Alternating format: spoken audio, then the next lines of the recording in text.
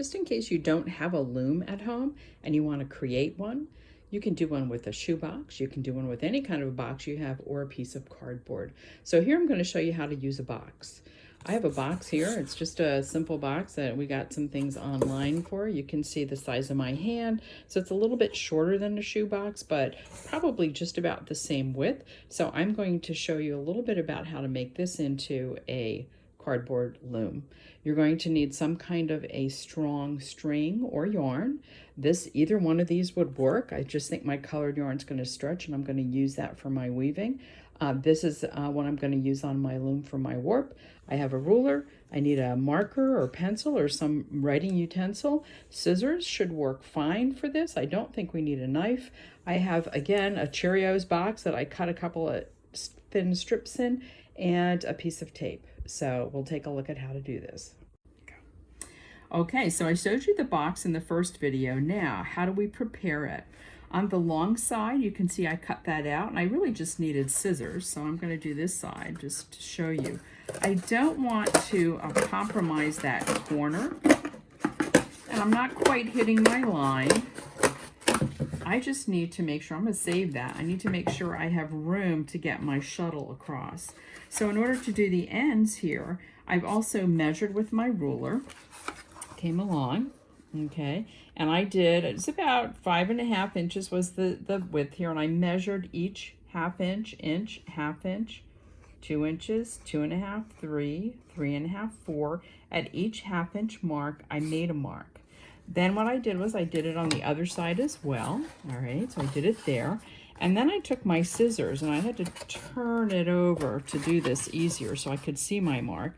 And I just cut little slits in there. So I didn't make big slits, just little slits, probably about 1/8 of an inch to 1/4 of an inch, and I went all the way across.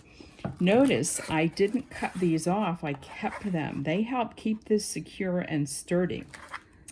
If you don't have a ruler, you can easily take some other object, hold it down, make your tick mark. Okay, so hold this, make your tick mark, then move it to the other side, make another tick mark. So as long as you use the same object and the same width across, this is just a little fingernail file, you can do the same thing I did. Okay, to get started, I need a really nice, strong string. This is just string you might have at home. You might have a yarn as well. Whatever you have that doesn't break easily, if you tug on it, it doesn't break, you can use it. Okay, I'm going to do one extra cut on this corner, okay, and I'm going to do one on the opposite corner, diagonally across opposite.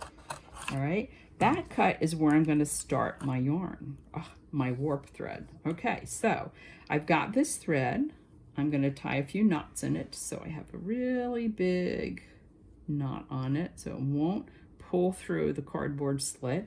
I'm going to put my knot inside the box, okay, and I'm going to bring this across the back, and I'm going to come up my first slit on the other side, straight across into my first slit on this side.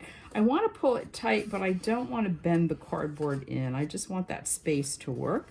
So I'm going to come around the bottom, come up again on the other side. Should be going just about straight across on the back. Tug it in here again, push it down, keep going straight across.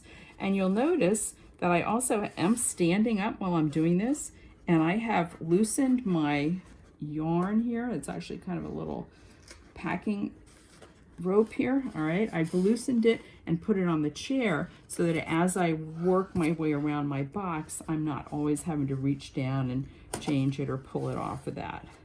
And it's not rolling all over the floor either. Okay, I'll bring you back when I'm done to show you how to finish. Okay, so you can see that I have warped my loom, and now I started with my knot in this corner. I ended up at the opposite corner, and I just need to create another knot here. So I'm going to create a knot and push it down. Okay, so I'm sort of making that loop, and I'm going to push it down as close as I can. And if you can't get it close in there, all right, I'm going to have to do this 4 or 5 times because it's really not quite close enough. I also talked about using tape in the initial started this. So as I hold it in there, it gets closer and closer. I'm gonna do it one more time, and then I'm gonna show you another thing you can do as well.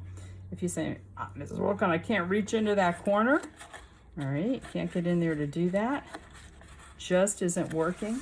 What you can do is always put another little dip in your cardboard and pull it through here. This is kind of insurance as well.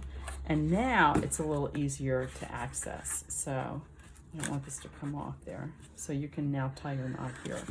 Again, trying to do this without tape because I know not everybody has tape at home, but you probably have a box of shoes, a pair of scissors, and maybe some string or yarns. There you go. Okay, I'm using 2 strips of cardboard and I'm weaving over, under, over, under. All right, the basic weave stitch, and I'm pushing it towards the bottom. Now I'm going to do the opposite. It went under, so I'm going to begin over. All right, each warp, doing the opposite. Just to pull this, it helps keep it tight. It also gives me a starting point to start with my yarns. I used my edges that I cut off with the tab, and I created a shuttle with that. And the shuttle is just a piece of cardboard that I started wrapping my yarn around. And now I'm ready to take this and start weaving. So just a reminder, if you didn't start already, this is almost like a mouse with a tail. So we're going to take the shuttle, which is the mouse, through, and it too does the same. I'm going to do the opposite. I'm going to weave my way through, and when I just, now cardboard's a little, this brown cardboard has those little ends on it. It's nicer if you have something skinnier, so sure, you could use a cereal box for this as well. Pop-Tarts, whatever you have at home that you have a little cardboard left over from. And you're going to pull it down, leaving a tail at the end. Pull it down. I can just use my fingers because this loom, the warps are a little further apart. Some people use a comb, you might see in a video.